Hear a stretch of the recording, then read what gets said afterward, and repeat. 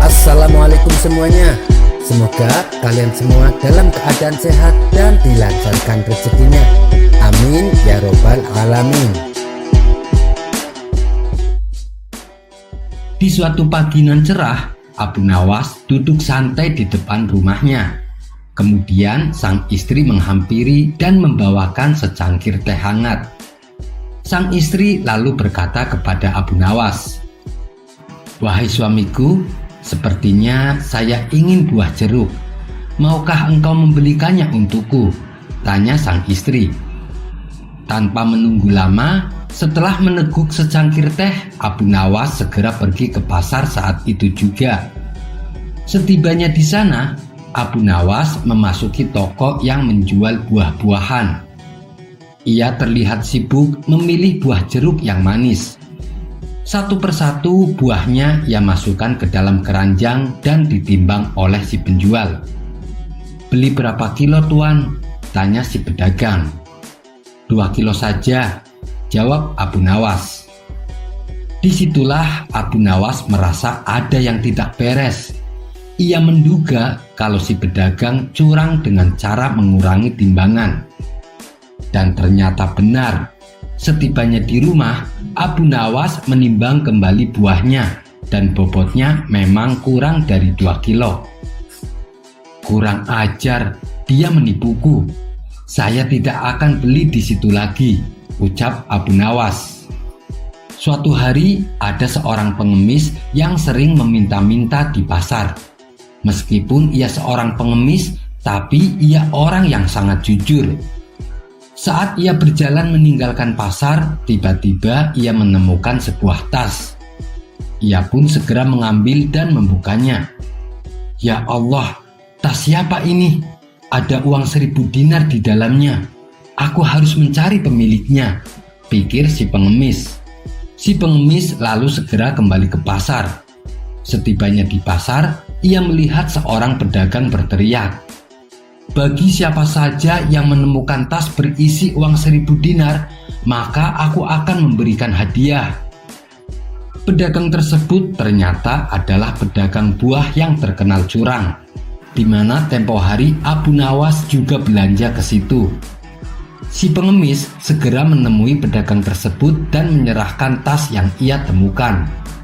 "Tuan, aku menemukan tas Tuan," kata si pengemis. Pedagang buah itu lalu menghitung uang di dalam tasnya.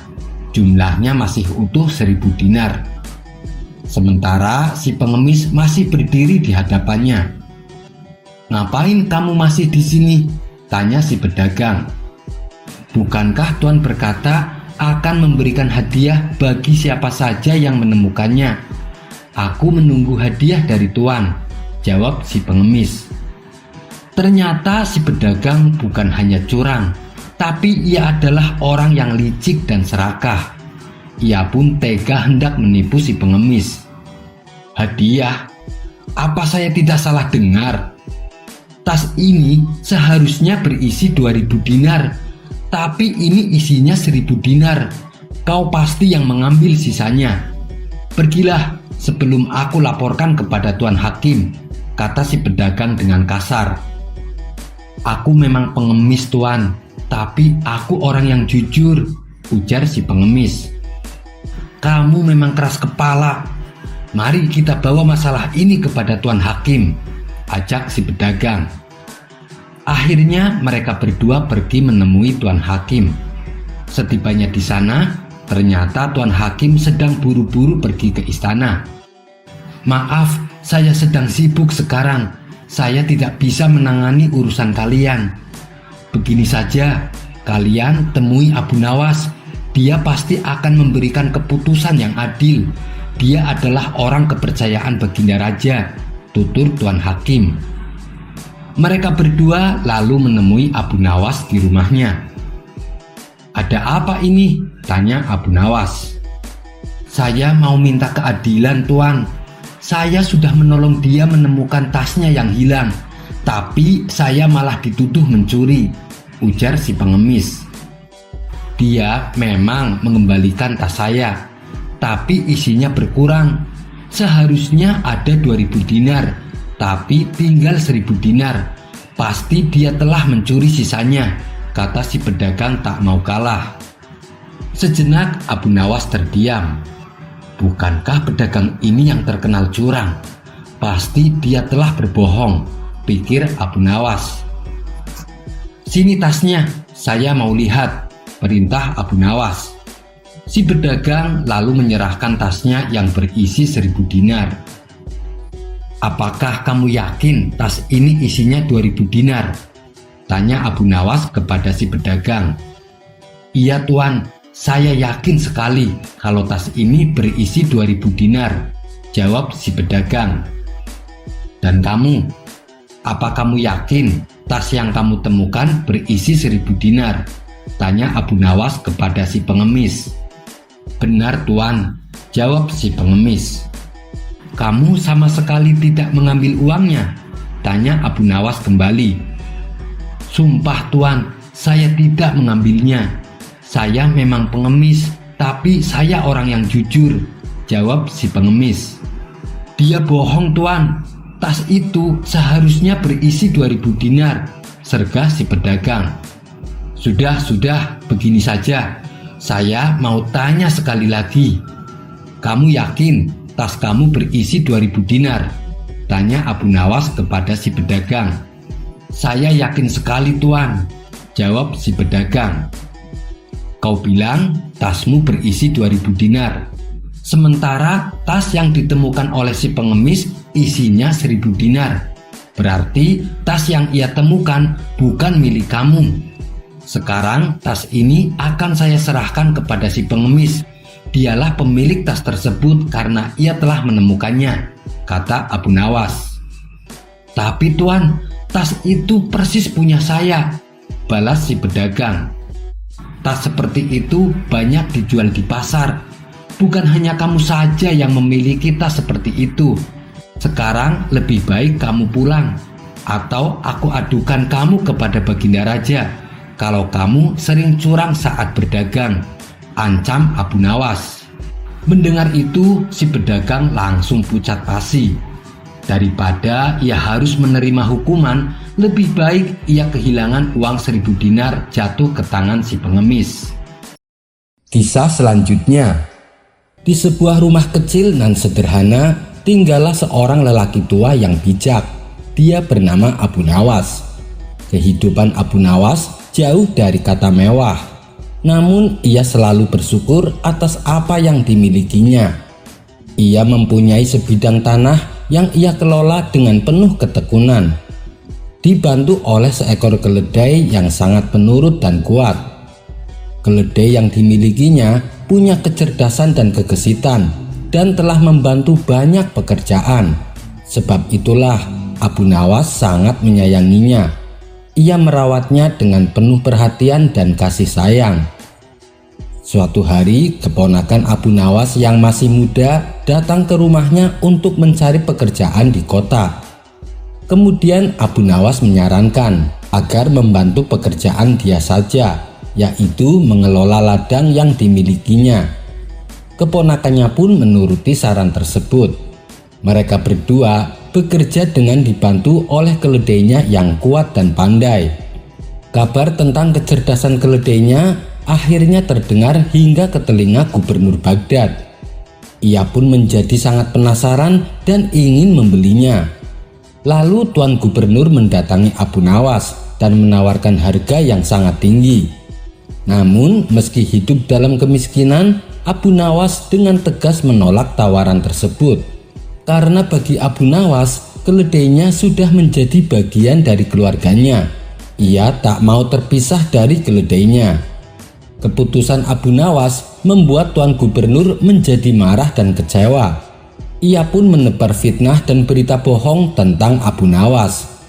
Fitnah yang telah berhembus di masyarakat membuat orang-orang mulai meragukan kebijaksanaan Abu Nawas dan mengejeknya karena menolak tawaran Tuan Gubernur.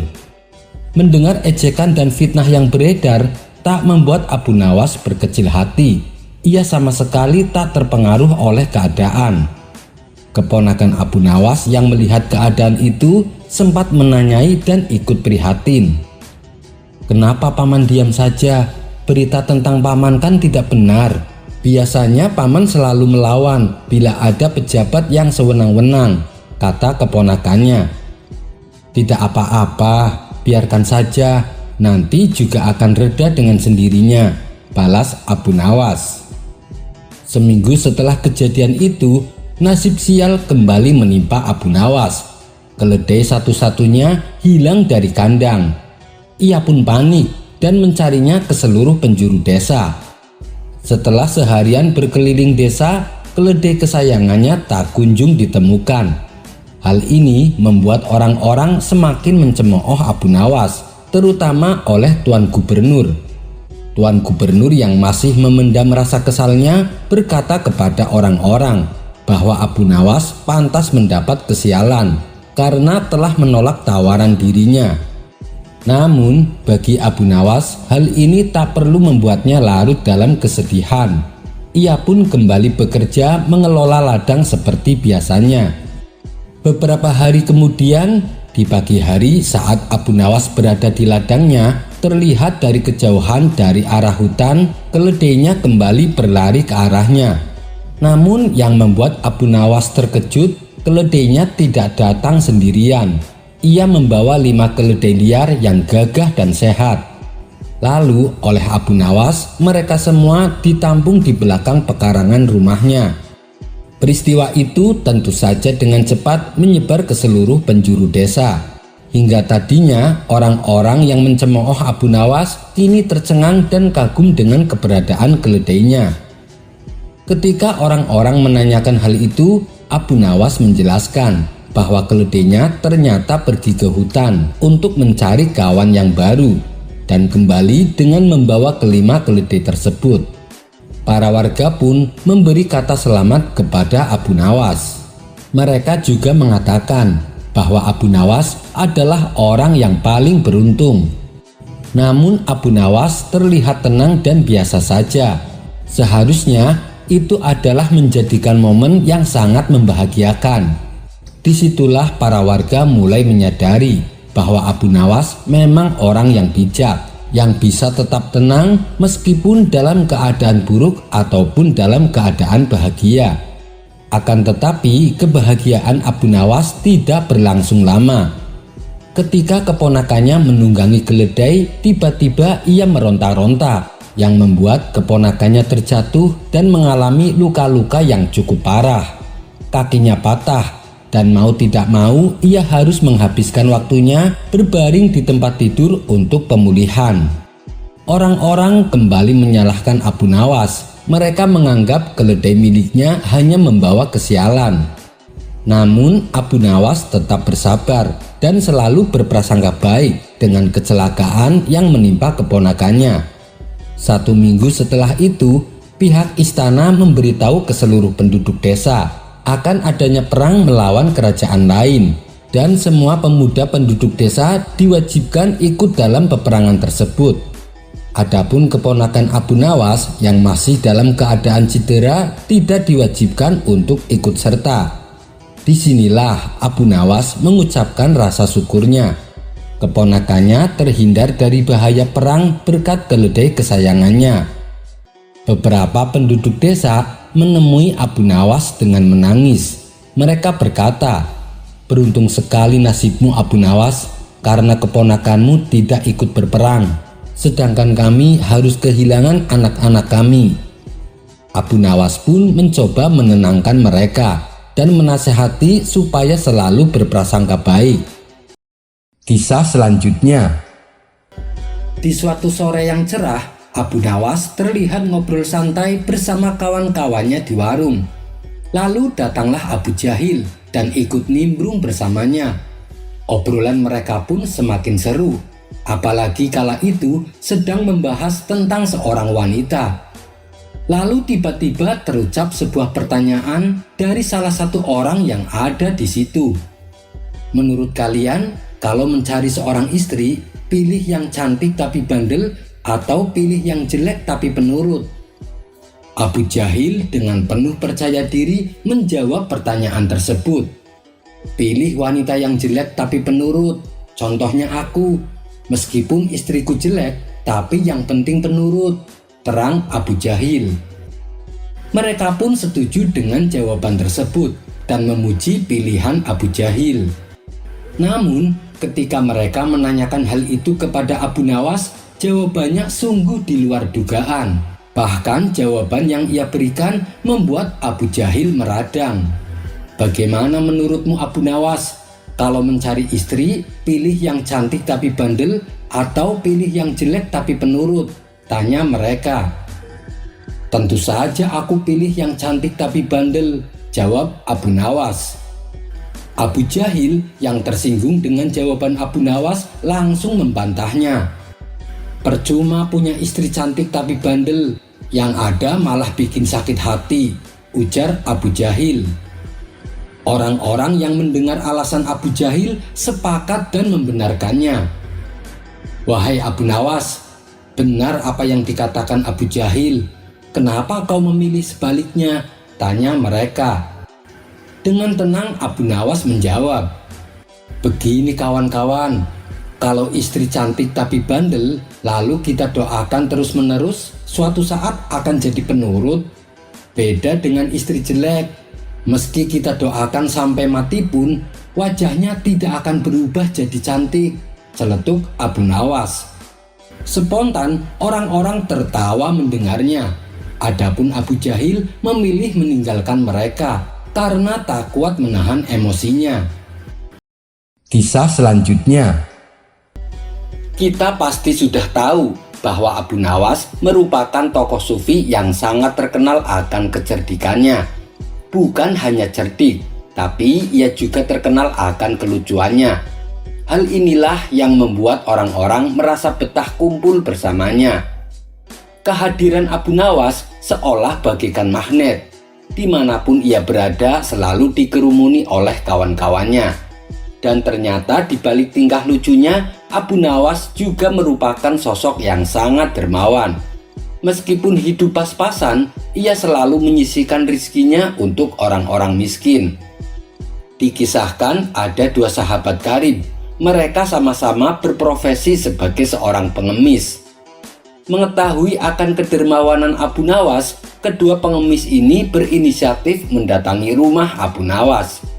Maka pergilah kedua orang ini menuju rumahnya. Sesampainya di depan rumah Abu Nawas, pengemis pertama berkata, "Ya Allah, berikanlah aku rizki dengan kemurahan-Mu." Kemudian pengemis kedua berkata, "Ya Allah, berikanlah aku rizki atas kedermawanan Abu Nawas." Abu Nawas yang sedang berada di dalam rumah mendengar doa kedua pengemis itu. Ia pun kemudian membukakan pintu. Pengemis pertama diberi uang 2 dirham. Sedangkan pengemis kedua yang menyebut namanya diberi sepotong roti. Bila diuangkan, harga sepotong roti setara dengan uang 2 dirham. Tapi di dalam roti tersebut, Abu Nawas menyelipkan uang 100 dirham. Ketika menerima sedekah dari Abu Nawas, reaksi keduanya berbeda. Pengemis pertama tampak ikhlas dan bersyukur. Sedangkan pengemis kedua merasa kecewa. "Wahai kawan, apa yang kau dapatkan dari Abu Nawas?" tanya pengemis kedua. "Aku diberi uang 2 dirham, jawab pengemis pertama. "Aku hanya diberi sepotong roti," sesal pengemis kedua. Si pengemis kedua ini tak menyadari bahwa di dalam roti tersebut Abu Nawas menyelipkan uang 100 dirham. Pengemis kedua lalu meminta kepada kawannya untuk menukarkan roti yang didapatkan dengan uang 2 dirham milik pengemis pertama. "Hai kawan, berikanlah kepadaku uangmu dan ambil saja rotiku ini untuk anak-anakmu," tawar pengemis kedua. Pengemis pertama tidak keberatan. Ia pun menerima tawaran tersebut. Sesampainya di rumah, pengemis pertama kaget bercampur bahagia. Karena ternyata saat ia membuka bungkusan roti, ia mendapati uang 100 dinar. Pada hari berikutnya hal itu terjadi kembali. Pengemis kedua menawarkan rotinya lagi. Karena pengemis pertama sudah mengetahui apa yang ada di dalam roti tersebut, ia pun dengan girang menyetujuinya. Begitulah seterusnya sampai sebulan lamanya. Pengemis pertama yang kini sudah mempunyai uang banyak tak lagi menjalani profesinya sebagai pengemis. Ia gunakan uang tersebut untuk modal usaha. Sedangkan pengemis kedua masih tetap menjalani profesinya sebagai pengemis. Hingga pada suatu hari, saat ia kembali mengemis di rumah Abu Nawas bertanya kepadanya, "Bukankah sudah cukup yang aku berikan kepadamu?" Pengemis kedua menjawab, "Tuan hanya memberiku sepotong roti. Aku jual saja roti itu kepada kawanku seharga 2 dirham." Tersentaklah Abu Nawas mendengarnya. Tapi dari peristiwa tersebut, Abu Nawas mendapatkan pelajaran yang sangat berharga. Dalam hati Abu Nawas berkata, "Waktu pertama kali kedua pengemis datang ke rumahku, pengemis pertama berdoa mengharap kemurahan Allah. Maka Allah pun memberikan rizki dan kemurahan kepadanya. Sedangkan pengemis kedua berdoa mengharap kemurahanku. Maka Allah haramkan pengemis kedua atas pemberianku, walaupun aku ingin memberinya. Sungguh ini membuatku sadar bahwa sang pembuat takdir tak dapat terkalahkan. Dan dia maha kuasa atas segala sesuatu." Kisah selanjutnya. Raja Harun al-Rasyid tak henti-hentinya mengerjai Abu Nawas, namun selalu lolos dari perangkapnya. Yang ada malah baginda raja sendiri yang menanggung kekalahan. Kalaulah beradu otak, pasti Abu Nawas yang akan menang. Dan raja tahu betul kecerdasan dan kecerdikan Abu Nawas. Sang raja pun mempunyai ide untuk mengalahkan Abu Nawas, yaitu diajak adu lomba memanah. Karena lomba tersebut yang dibutuhkan adalah keahlian, bukan kecerdasan otak. Maka dipanggillah Abu Nawas ke istana. "Ada gerangan apa baginda raja memanggil hamba?" tanya Abu Nawas kepada sang raja. "Aku sedang mengadakan lomba memanah. Berhubung kamu ada di istana, maka kamu harus ikut lomba tersebut," ucap sang raja. "Waduh, saya masuk perangkap sang raja nih," gumam Abu Nawas dalam hati. Di saat Abu Nawas kebingungan, sang raja berkata, "Hai Abu Nawas, kenapa kamu bengong? Ada hadiah besar menantimu. Tapi syaratnya kamu hanya boleh memanah 1 kali dan harus tepat sasaran. Kalau kamu berhasil, maka hadiah besar bisa kamu bawa pulang. Tapi kalau kamu gagal, kamu harus pulang ke rumah dengan jalan merangkak." Ternyata dugaan saya benar. Raja mengundang saya ke istana hanya ingin mempermalukan saya. Sudah tahu kalau saya tak pandai memanah, tapi dipaksa ikut lomba memanah, ucap Abu Nawas dalam hati.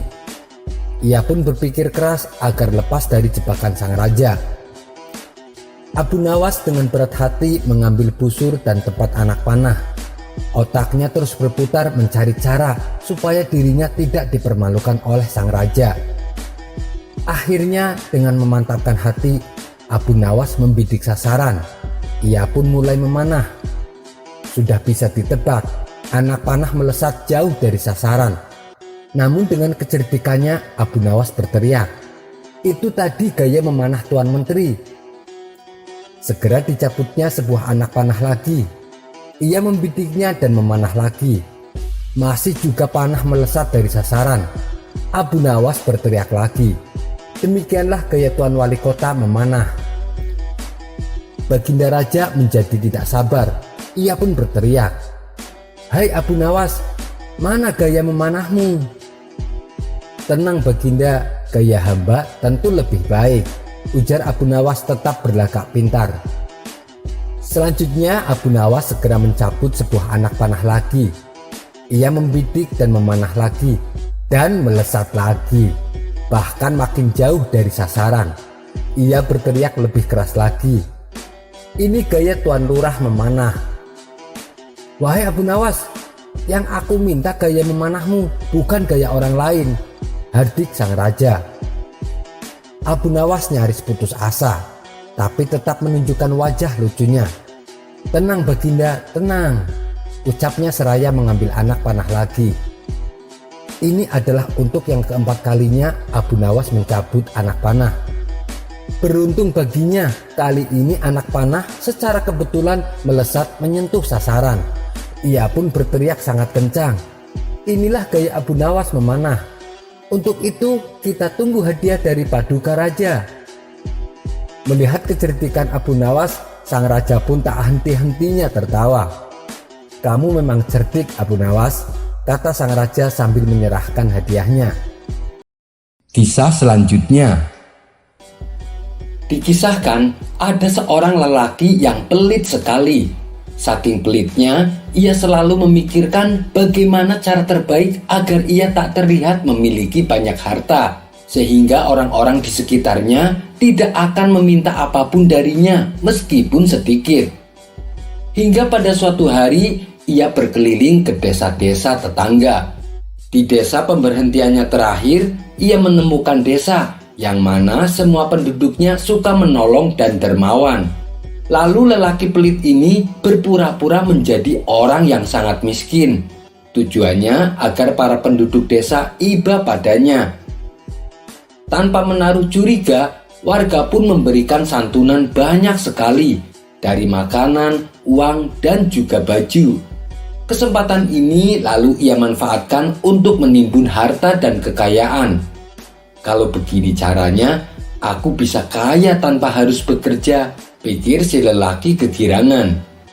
Akhirnya lelaki ini memutuskan untuk menjadi pengemis. Setiap hari yang ia lakukan mendatangi rumah-rumah warga untuk meminta-minta. Karena yang ia kenakan baju compang-camping tentu membuat para warga simpati dan kasihan. Hasil yang ia dapatkan dari mengemis cukup fantastis dan banyak sekali. Karena seringnya berbohong untuk mendapatkan bantuan, akhirnya kedok si lelaki terendus oleh salah satu penduduk desa. Kala itu ada seorang warga yang tidak sengaja melewati rumah lelaki pelit ini. Si lelaki terlihat mengenakan baju yang indah. Ia masuk ke dalam rumah sambil membawa harta hasil dari mengemisnya. Tak lama kemudian si lelaki kembali keluar, berganti mengenakan pakaian compang-camping. Si lelaki lalu melakukan aksinya mengemis ke setiap rumah warga. Ia tak menyadari bahwa aksinya kali ini sedang dipantau oleh salah satu warga desa.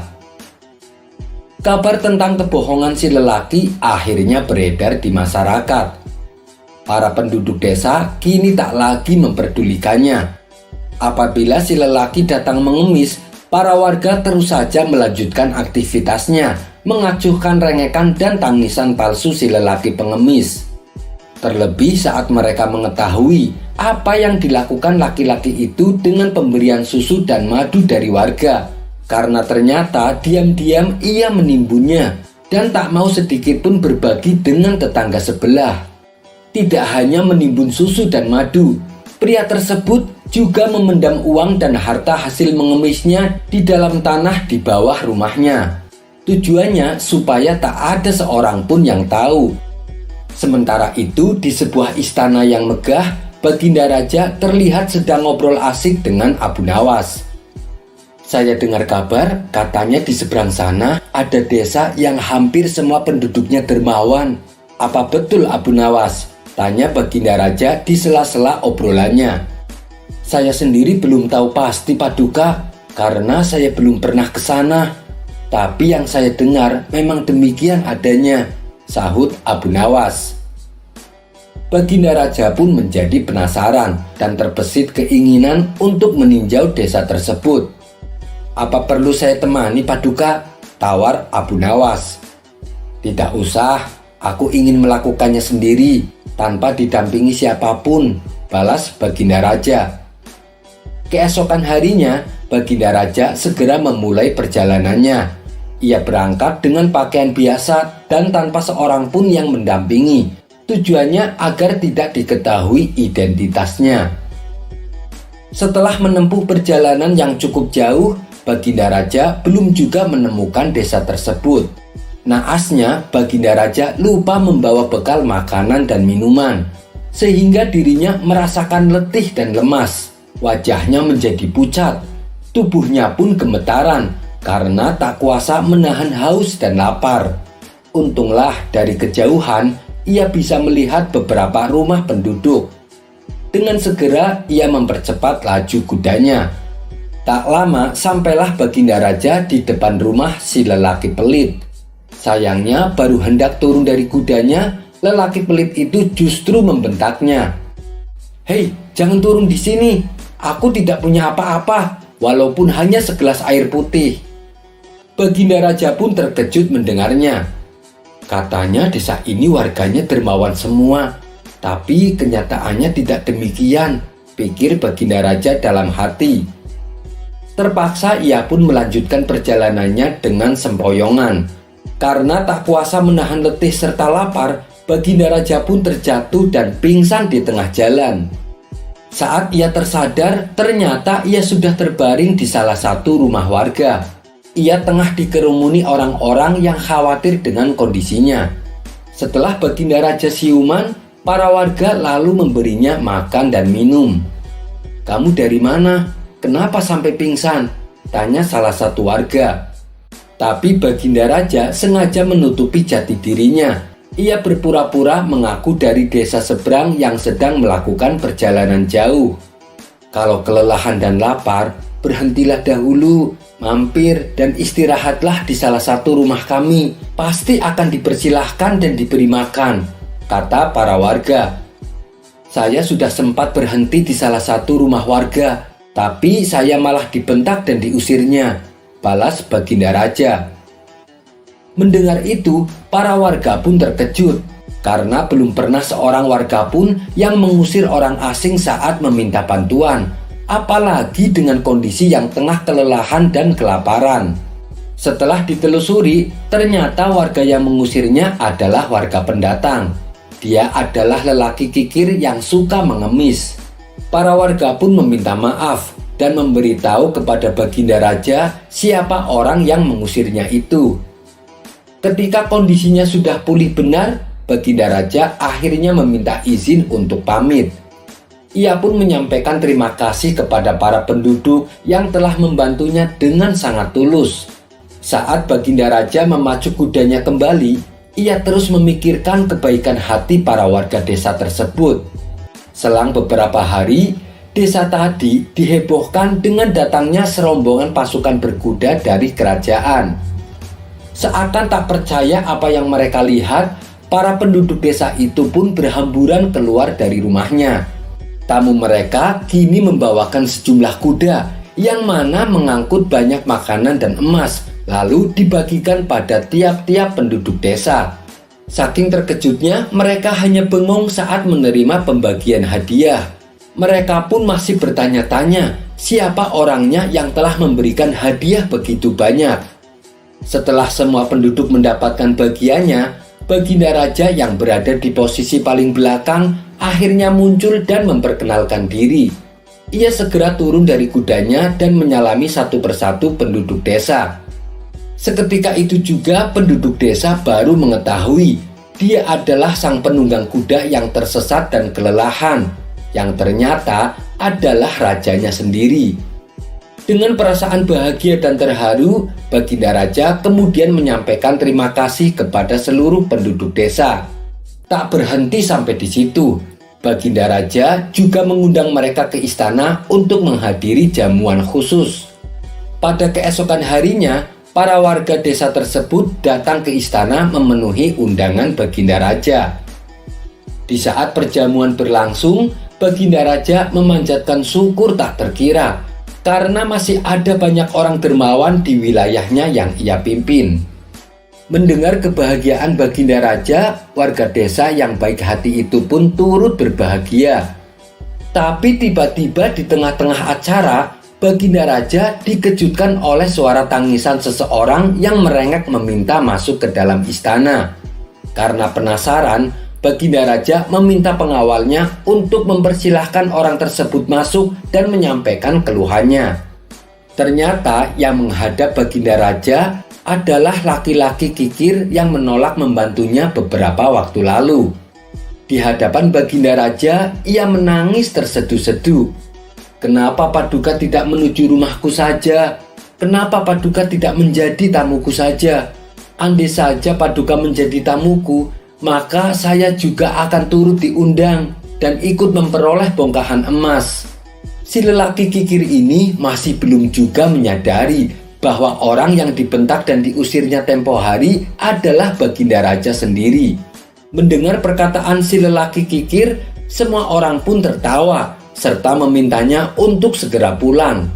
Sementara Baginda Raja hanya bisa menggeleng-gelengkan kepala dan terheran-heran bagaimana bisa seorang yang pelit bisa hidup di tengah-tengah orang-orang yang dermawan.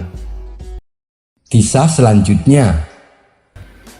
Dikisahkan, dahulu ada penguasa Mesir yang tidak mempercayai Mi'raj Nabi Muhammad. Mi'raj adalah suatu perjalanan ke Sidratul Muntaha yang dilakukan oleh Rasulullah. Sang Sultan pun mengumpulkan beberapa ulama untuk diajaknya berdiskusi. Sejumlah ulama sudah mencoba menjelaskan, tapi Sang Sultan tak merasa puas. Dia beranggapan bahwa peristiwa Mi'raj tak bisa dipercaya dan tak masuk akal.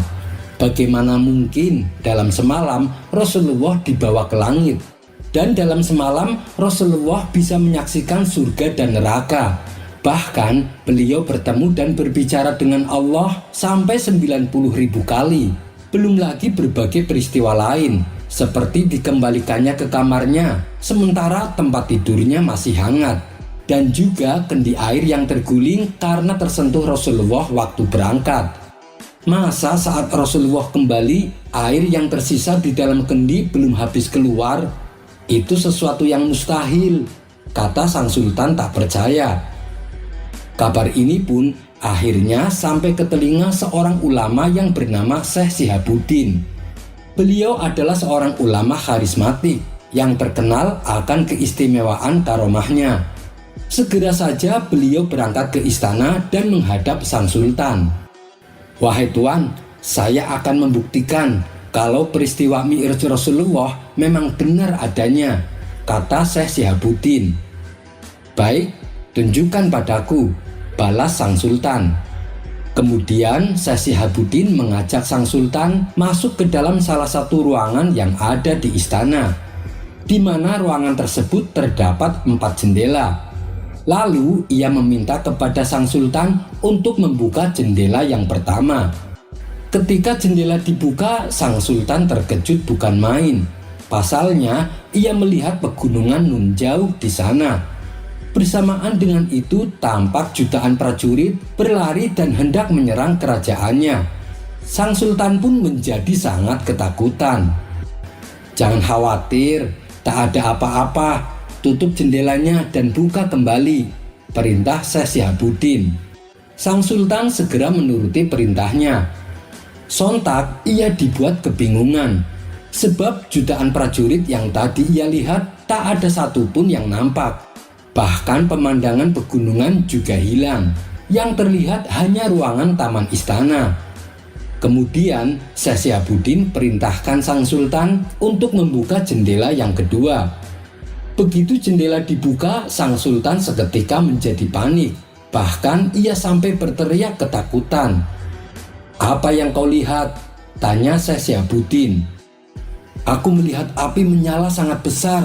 Semua kota terbakar habis dan hendak membakar kerajaan ini," jawab Sang Sultan ketakutan.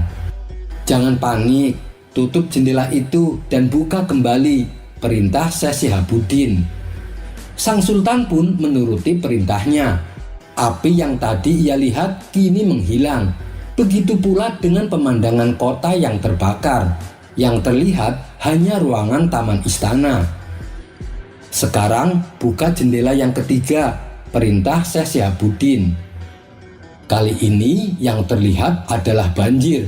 Banjir yang telah menenggelamkan seluruh kota dan hendak menenggelamkan kerajaannya. Begitu jendela ditutup dan dibuka kembali, banjir pun sudah menghilang. Kemudian Syekh Syihabuddin menyuruh Sang Sultan membuka jendela yang keempat. Tampaklah sebuah pemandangan yang luar biasa, yaitu sebuah taman seperti taman surga. Ketika jendela ditutup dan dibuka kembali, pemandangan surga tersebut langsung lenyap. Di saat sang sultan tengah kebingungan, ia kembali diperintah untuk mengambil seember air. Lalu sang sultan disuruh memasukkan kepalanya ke dalam ember yang berisi air tersebut. Segera setelah sultan melakukan itu, tiba-tiba ia berada di sebuah pantai yang sepi, di tempat yang sama sekali tak dikenalnya. Tak lama berselang, lewatlah beberapa orang penebang kayu dan menanyakan dirinya. Karena sulit menjelaskan, sang sultan mengatakan bahwa ia terdampar di pantai karena kapalnya pecah. Mereka lalu memberi sang sultan makanan dan memberinya pakaian. Kemudian sang sultan berjalan menuju sebuah kota. Sesampainya di kota tersebut, ada seorang tukang besi yang kasihan kepadanya. Ia mengira sang sultan adalah gelandangan. "Siapa kamu dan dari mana asalmu?" tanya si tukang besi. Sang sultan menjawab dengan mengaku bahwa ia seorang pedagang yang terdampar. "Kemarilah, masuklah ke tempatku," ajak si tukang besi. Setelah sang sultan menerima ajakannya, ia lalu diberitahu tentang kebiasaan kota itu, bahwa semua pendatang baru boleh meminang wanita yang pertama ditemuinya, dengan syarat wanita tersebut bersedia. "Di mana aku bisa menemukan wanita?" tanya sang sultan. "Pergilah ke tempat pemandian umum dan tunggulah di depan tempat itu," kata si tukang besi menjelaskan. Maka pergilah sang sultan ke sana. Tak berapa lama keluarlah wanita cantik. Sang sultan bertanya kepadanya, "Apakah kau sudah menikah?" Wanita tersebut menjawab sudah. Jadi ia harus menanyakan wanita berikutnya. Kali ini yang keluar adalah wanita berparas jelek. Karena tak mau punya istri buruk rupa, sang sultan tidak menanyakannya. Lantas keluarlah wanita berikutnya, yaitu seorang gadis cantik yang lebih cantik dari yang pertama.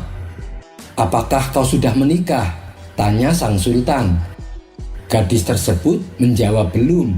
Tapi karena penampilan sultan yang seperti gelandangan, gadis tersebut menolak ketika diajaknya menikah. Selepas kepergian gadis itu, sang sultan termenung sambil meratapi nasibnya. Tiba-tiba ada seorang lelaki datang menghampirinya. "Wahai tuan, aku diperintah ke sini untuk menjemputmu. Mari ikut aku," kata si lelaki. Sang sultan pun mengikuti lelaki itu dan dibawa ke sebuah rumah yang sangat indah. Kemudian ia dipersilahkan duduk di salah satu ruangan yang megah. Setelah berjam-jam lamanya menunggu, datanglah 4 wanita cantik dengan berpakaian indah. Mereka mengantarkan wanita kelima yang kecantikannya melebihi mereka. "Bukankah dia gadis terakhir yang aku jumpai saat di pemandian umum?" gumam sang sultan. Kemudian gadis itu mengucapkan selamat datang dan mengatakan bahwa ia telah bergegas pulang untuk menyiapkan kedatangannya. Dan mengenai penolakannya tadi, itu sebenarnya sekedar basa-basi yang dilakukan oleh setiap wanita apabila berada di jalan. Tak lama menyusul sebuah hidangan yang lezat dan jubah indah yang disiapkan untuk sang sultan. Akhirnya menikahlah keduanya. Selama 7 tahun, sang sultan menetap di sana dan dikaruniai 7 orang anak. Selama itu pula sang sultan sering menghambur-hamburkan kekayaan istrinya, sehingga dalam waktu kurun 7 tahun, kekayaan istrinya ludes tak tersisa. Kini istrinya menuntut sang sultan untuk menanggung kebutuhan dia dan anak-anaknya. Kemudian sang sultan teringat pada sahabatnya yang pertama kali ditemuinya di kota itu, yaitu seorang tukang besi. Sang sultan pun kembali menemuinya untuk meminta nasihat. Karena sang sultan tidak memiliki kemampuan apapun untuk bekerja, ia disarankan pergi ke pasar untuk menjadi kuli. Dalam sehari, meskipun ia telah mengangkat beban yang sangat berat, ia hanya bisa mendapatkan 1/10 dari uang yang dibutuhkan guna menghidupi keluarganya. Hari berikutnya, sang sultan pergi ke pantai. tempat di mana dulu pertama kali ia datang ke sini. Sesampainya di sana, ia hanya duduk terdiam dan kembali merenungi nasibnya. Kemudian ia memutuskan mengambil air wudhu dan menunaikan ibadah sholat.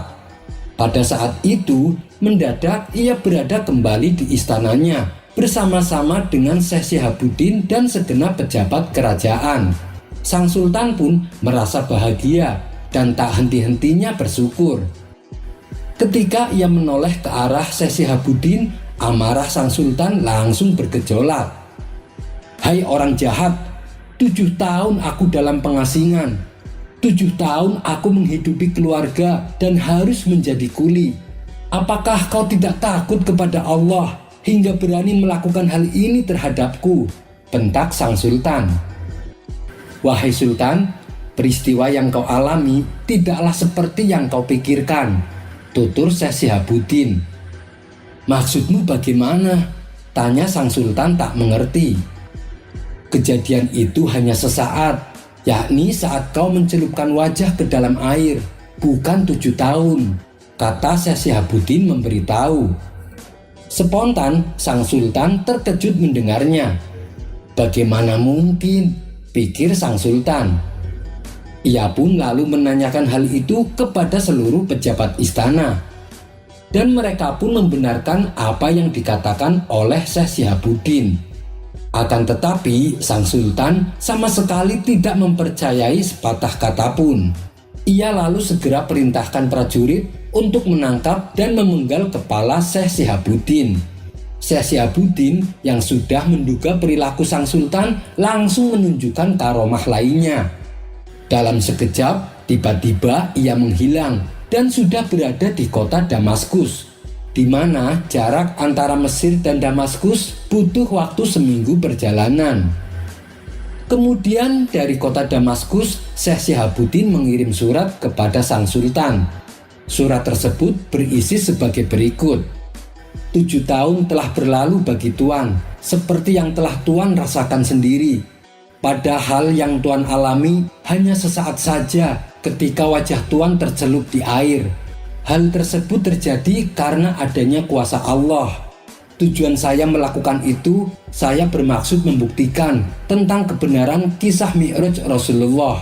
Bukankah menurut kisah itu, tempat tidur Nabi masih hangat dan kendi air itu belum habis isinya? Yang penting bukanlah terjadi atau tidaknya peristiwa itu. Segalanya mungkin terjadi, namun yang penting adalah makna kenyataan itu. Peristiwa yang Tuan alami tak ada maknanya sama sekali. Sedangkan peristiwa Mi'raj Rasulullah mengandung makna yang luar biasa. Setelah membaca surat tersebut, Sang Sultan pun baru menyadari. Dan sejak saat itu, ia mempercayai adanya perjalanan Mi'raj yang dilakukan oleh Rasulullah. Kisah ini dinukil dari buku Kisah-Kisah Sufi karya Idris Shah. Wallahu a'lam bishawab. Kisah selanjutnya. Ketika menjabat sebagai khalifah, Umar bin Khattab seringkali belusukan di tengah malam. Hal ini ia lakukan agar bisa mengetahui keadaan rakyatnya secara langsung, sehingga jika ada yang membutuhkan, ia bisa membantunya dengan terjun langsung ke masyarakat. Pada suatu malam, ketika Khalifah Umar sedang belusukan, ia melewati rumah yang terlihat ramai. Dari dalam rumah tersebut terdengar suara seorang pria sedang tertawa terbahak-bahak. Saat Khalifah Umar mendekat, terdengar pula suara tawa seorang wanita. Beliau lalu mengintip rumah tersebut dan memanjat jendela dan masuk ke dalamnya. Kemudian Khalifah Umar menghardik mereka. "Hai hamba Allah, apakah kamu mengira jika Allah akan menutup aib dirimu, sedangkan kamu semua berbuat maksiat?" Pria yang dihardik tersebut tetap tenang dan menjawab tuduhan Khalifah Umar. "Wahai Amirul Mukminin, jangan terburu-buru berprasangka buruk kepada kami. Mungkin kami melakukan satu kesalahan, tapi Anda melakukan 3 kesalahan." Mendengar jawaban itu, Khalifah Umar hanya bisa terdiam. Kemudian pria tersebut melanjutkan perkataannya. Kesalahan Anda yang pertama, Allah berfirman, "Janganlah kamu mengintip mencari-cari kesalahan orang lain." Al-Hujurat ayat 12. Tapi Anda telah melanggar firman Allah. Kesalahan Anda yang kedua, Allah berfirman, "Masuklah ke rumah-rumah dari pintunya." Surat Al-Baqarah ayat 189. Tapi Anda tadi menyelinap masuk ke dalam rumah orang lain melalui jendela. Kesalahan yang ketiga, Anda sudah memasuki rumah orang tanpa izin. Padahal Allah berfirman, "Janganlah kamu masuk ke rumah orang yang bukan rumahmu sebelum kamu meminta izin." Surat An-Nur ayat 27. Menyadari bahwa dirinya juga salah, Khalifah Umar lantas berkata, "Apakah lebih baik di sisimu jika aku memaafkanmu?" Pria tersebut menjawab, "Iya, wahai Amirul Mukminin." Umar pun memaafkan pria tersebut dan berpamitan meninggalkan mereka. Dari cerita di atas dapat kita simpulkan betapa seorang pemimpin besar seperti Khalifah Umar mau mendengarkan nasihat orang lain, bahkan dari orang yang bersalah. Nasihat itu tidak perlu dilihat siapa yang berkata, namun harus dilihat apa yang dikatakannya. Kisah selanjutnya, pada suatu hari Nabi Musa alaihissalam hendak menemui Allah di Bukit Sinai. Ketika di tengah perjalanan, ia bertemu dengan hamba Allah yang soleh. Mengetahui bahwa Nabi Musa akan menemui Tuhannya, hamba soleh itu berkata, "Wahai Nabiullah, selama hidupku ini, saya telah berusaha menjadi orang yang baik. Saya mengerjakan ibadah, puasa, haji, dan kewajiban ibadah lainnya. Dan saya banyak menderita karenanya.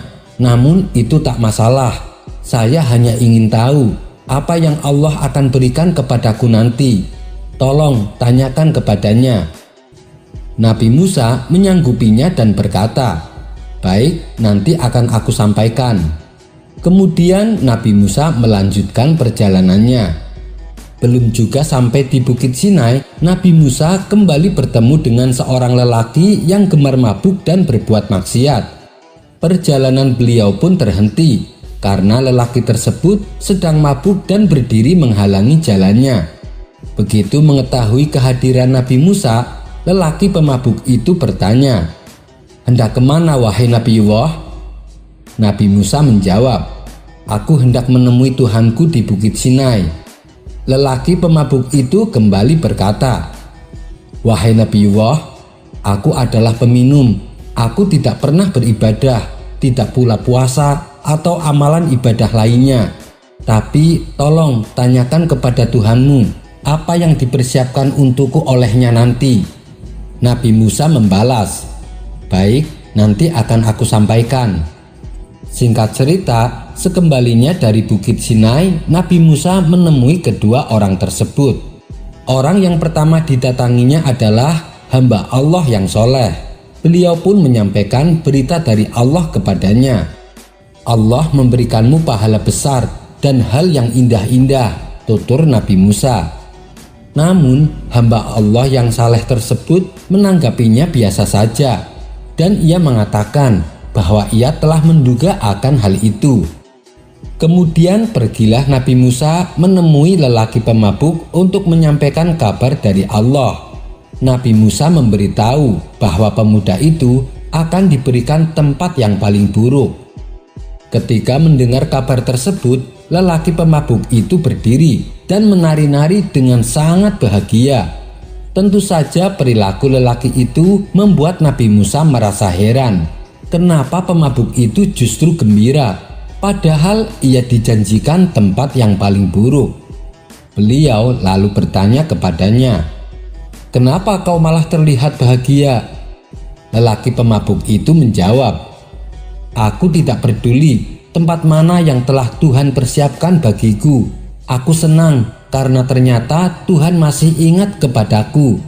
Aku ini pendosa yang hina, sampai tidak ada seorang pun yang mau mengenalku. Tapi ternyata aku masih dikenal oleh Tuhanku. Aku kira tidak ada lagi yang mau mengenalku." Ketika mengatakan demikian, rasa bahagia terlihat terpancar di wajah lelaki tersebut.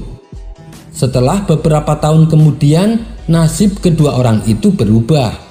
Hamba soleh yang awalnya ditakdirkan ke surga, kini justru akan menjadi penghuni neraka. Sedangkan lelaki pemabuk yang ditakdirkan ke neraka malah akan menjadi penghuni surga. Mengetahui hal itu, bertambah heranlah Nabi Musa. Beliau pun bertanya kepada Allah tentang rahasia di balik peristiwa ini. Inilah jawaban Allah kepada Nabi Musa. Orang yang pertama dengan segala amal solehnya tidak layak memperoleh anugerahku, karena anugerah tidak dapat dibeli dengan amal soleh. Adapun orang kedua itu membuatku senang, karena ia senang dengan apapun yang aku berikan kepadanya. Dengan senangnya karena pemberianku, menyebabkan aku senang kepadanya. Dari kisah tersebut, kita bisa memetik sebuah pesan, bahwa jangan pernah sekali-kali kita bangga terhadap kebaikan yang kita lakukan, karena hal tersebut merupakan bagian dari kesombongan yang akan membakar seluruh kebaikan kita. Ingatlah bahwa ketika kita mampu berbuat kebaikan, maka sejatinya itu adalah nikmat dari Allah yang senantiasa harus kita syukuri. Wallahu a'lam bishawab. Kisah selanjutnya. Dikisahkan ada seorang alim dan ahli ibadah yang bernama Imam Junaid. Imam Junaid merupakan waliullah yang terkenal dengan pemahaman ilmu fikih yang luar biasa. Imam Junaid ini memiliki kebiasaan beribadah di atas rata-rata orang pada umumnya. Bayangkan saja, dalam sehari beliau melakukan sholat sunnah sebanyak 400 rakaat. Selain sholat sebanyak 400 rakaat, ia juga istiqomah berpuasa pada pagi hari dan berzikir di malam harinya. Keadaan ini membuat iblis tidak suka. Ia lalu berkata kepada bala tentaranya, "Siapa yang bisa menggoda Imam Junaid agar terjerumus ke lembah dosa?" Mendengar itu, jin ifrit mengajukan diri. "Saya sanggup, tapi apakah Anda akan lepaskan saya dari segala pekerjaan lainnya?" tanya jin ifrit. "Tentu saja, karena ini adalah pekerjaan yang berat," jawab iblis laknatullah. Maka jin ifrit menyusun siasat. Ia menyamar menjadi seorang pemuda dan berpura-pura ingin menjadi muridnya. Berangkatlah jin ifrit menemui Imam Junaid di rumahnya. "Wahai waliullah, aku ingin mengabdi kepadamu tanpa upah, bolehkah?" ucap jin ifrit kepada Imam Junaid. Sesaat Imam Junaid terkejut, karena ia tahu bahwa di hadapannya bukanlah manusia, melainkan jin ifrit laknatullah. Tapi Imam Junaid berpura-pura tidak mengetahuinya. Ia ikuti sampai sejauh mana permainan tipu daya jin ifrit. "Baiklah, silahkan. Pintu ini selalu terbuka bagi siapa saja yang ingin menuntut ilmu," jawab Imam Junaid. Maka jin ifrit akhirnya mengabdi kepada Imam Junaid seperti para murid lainnya. Karena kecerdasannya dalam memahami ilmu yang disampaikan Imam Junaid, jin ifrit disukai oleh para murid-murid. Dan ketika para murid berunding siapakah yang pantas menjadi pelayan pribadi sang guru, mereka serempak menunjuk jin ifrit. Inilah kesempatan yang jin ifrit tunggu-tunggu, sebab ia akan bisa selalu bersama dengan Imam Junaid. Ia merasa penyamarannya telah berhasil. Dan untuk mengambil hati Imam Junaid, jin ifrit melakukan apa saja yang diperintahkan oleh Imam Junaid. Semenjak kehadiran jin ifrit, banyak pekerjaan-pekerjaan berat yang seharusnya dilakukan santrinya malah dilakukan oleh jin ifrit. Hampir setiap hari apabila Imam Junaid akan mengadakan majelis taklim, jin ifrit hadir paling pertama. Ia ditugaskan untuk membersihkan tempat dan menyiapkan kitab Imam Junaid. Tapi di balik pengabdiannya jin ifrit kepada Imam Junaid, setiap saat jin ifrit terus mengawasi Imam Junaid. Apabila hati Imam Junaid lengah sedikit dalam mengingat Allah, ia akan segera memasukinya. Akan tetapi, setiap kali ia hendak berusaha memasuki hati Imam Junaid, cahaya menyilaukan selalu keluar, sehingga membuat jin ifrit terpaksa harus menghindar dan mencari celah lain untuk bisa memasukinya. Selama 10 tahun, jin ifrit terus berusaha, tapi selalu mengalami kegagalan. Hingga pada suatu malam, sahabat Imam Junaid yang juga merupakan seorang wali singgah di kediaman Imam Junaid. Kebetulan saat itu Imam Junaid baru saja pulang dari masjid. Beliau berjalan didampingi oleh jin ifrit yang membawakan lampu di tangannya. Tamu tersebut kaget melihat Imam Junaid berjalan bersama makhluk terkutuk. Tapi kenapa Imam Junaid membiarkannya? Setelah Imam Junaid mempersilahkan sahabatnya masuk rumah, mereka berdua lalu duduk di ruang tamu. "Apakah engkau tidak menyadari yang selalu mendampingimu bukanlah manusia, tapi setan?" kata sahabatnya kepada Imam Junaid. "Biarkan saja si durhaka ini semakin durhaka, biarkan saja dia," balas Imam Junaid. Ternyata pembicaraan mereka berdua terdengar oleh jin ifrit. Dengan masih membawa lampu di tangannya, jin ifrit berkata kepada Imam Junaid, "Hai Junaid, jadi selama ini engkau mengetahui penyamaranku?" Imam Junaid membalas, "Sejak pertama kamu datang, Allah telah membuatku mengenalmu. Aku sudah tahu siapa kamu sejak awal. Tapi aku biarkan saja kau menjadi pelayanku, supaya murid-muridku bisa fokus menuntut ilmu." Jin ifrit terkejut mendengar jawaban Imam Junaid. "Jadi diamu selama ini hanya pura-pura tidak tahu. Bertahun-tahun aku mencoba memasuki hatimu, tapi selalu mengalami kegagalan. Hatimu tak pernah lepas dari mengingat Allah meskipun hanya sedetik," ujar jin ifrit. "Diamlah wahai musuh Allah, pergi dari sini," bentak Imam Junaid. Jin ifrit lalu membanting lampu di tangannya dan lari ketakutan. Kisah ini terdapat dalam biografi Syekh Imam Junaid al-Baghdadi, seorang waliullah yang sangat masyhur. Sekian dulu perjumpaan kita kali ini. Sampai bertemu lagi di kisah selanjutnya. Terima kasih yang sudah subscribe dan setia menonton channel ini. Wassalamualaikum warahmatullahi wabarakatuh.